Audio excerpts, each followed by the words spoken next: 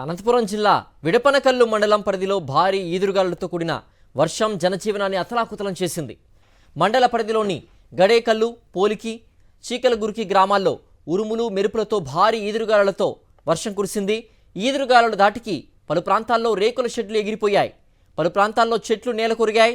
మిర్చి పంట మొత్తం వర్షంలో నాని పాడైపోయిందని రైతులు ఆవేదన వ్యక్తం చేశారు.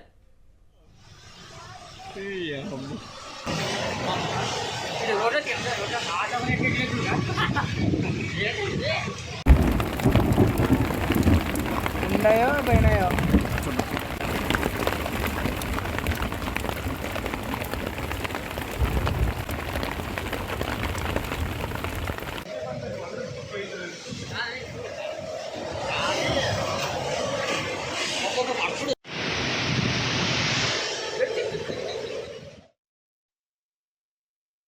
ట్యాంకరు అన్ని గాలికి కొట్టుకుని పోయినాయి. కూలరు పగిలిపోయింది. అవునులే. అంటే మిగతా సామాన్లు రేషన్